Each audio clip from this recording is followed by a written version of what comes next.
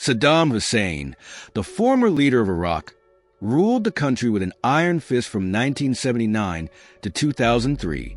His reign was marked by brutal oppression, war, and an economy heavily reliant on oil exports. Under his control, Iraq experienced significant economic growth, but the country also suffered from constant fear and violence.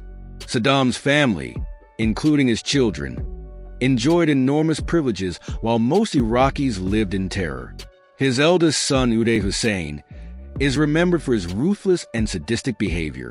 Uday was born to Saddam and his first wife, Sajida Talfa, who was also his cousin.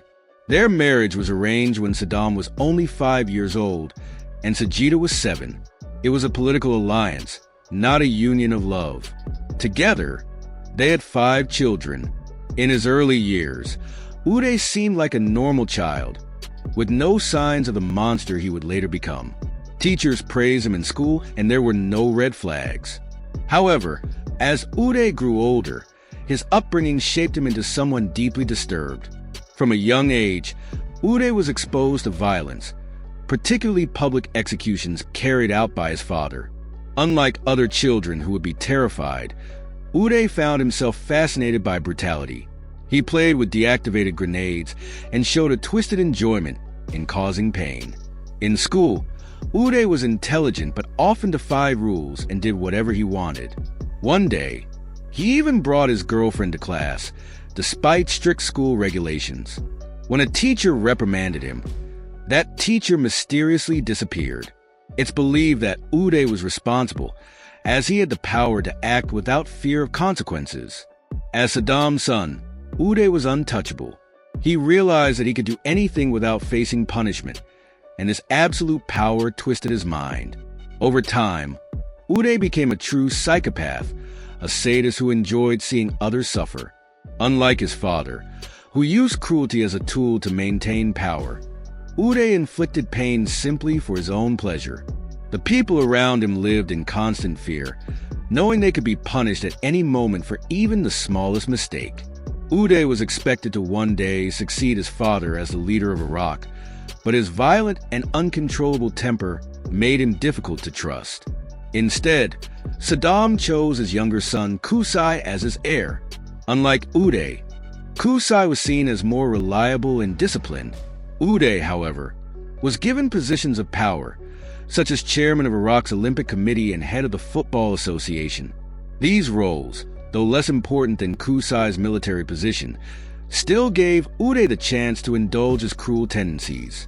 As head of Iraq's Football Federation, Uday's treatment of the national team was horrific.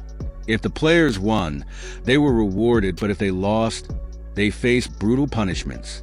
Some players were tortured with electric shocks, starved, or even imprisoned in underground cells. Many of them were left permanently injured, with their careers destroyed.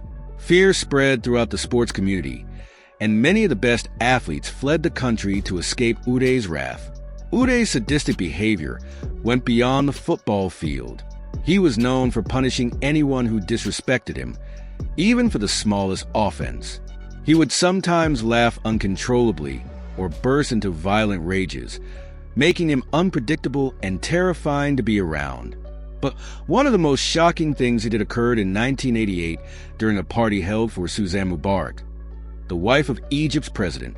In front of a crowd, Uday brutally murdered his father's personal valet, Kamal Hanna Gayo. Uday's motive was personal. Gayo had introduced Saddam to Samira Shabandar, the woman who would become his second wife. Uday saw this as an insult to his mother, Sajida, and took revenge. For this crime, Saddam punished Uday by imprisoning him and feeding him only bread and water. He also ordered the destruction of Uday's precious luxury car collection. But Uday was soon released and sent to Switzerland as an assistant to the Iraqi ambassador. However, even in exile, Uday's violent nature did not change. He continued to cause trouble and got into fights, which led to diplomatic scandals. He was forced to return to Iraq, where his cruelty only worsened. In 1996, Uday was shot multiple times during an ambush in Baghdad. He survived, but the attack left him permanently injured. with a noticeable limp and rumors that he had been left impotent.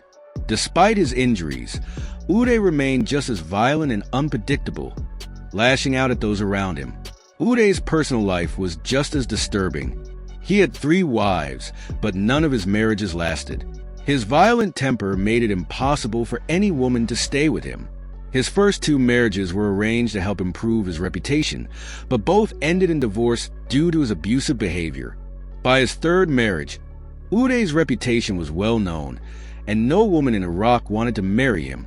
However, some were forced into marriages due to family pressure, and they too eventually fled to escape his cruelty. Instead of forming genuine relationships, Uday used his power and influence to surround himself with young women, often without their consent. One particularly disturbing story involved Uday forcing a young woman to stay with him after he noticed her at an equestrian event. When her family tried to intervene, Uday threatened them with severe consequences if they refused to send her back to him.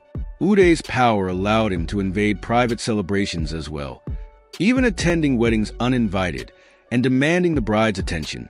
These incidents often caused devastating harm to families, and Uday took pleasure in knowing that no one could stop him. Another shocking aspect of Uday's behavior was his treatment of people at his extravagant parties. Alcohol flowed freely, and anyone who refused to drink was punished. Some guests, when they drank too much and passed out, were thrown into a cage with a rabid chimpanzee, which would tear them apart. This happened to at least 100 people every year, showing just how far Uday's cruelty went. Uday's obsession with luxury cars was also well known. He amassed one of the largest private car collections in the world, including Porsches, Ferraris, and Lamborghinis. Many of these cars were stolen from Kuwaiti dealerships during the Gulf War. Even after Iraq was plunged into poverty due to economic sanctions, Uday continued to live in luxury while ordinary Iraqis struggled. In the final years of his life, Uday's behavior became even more erratic.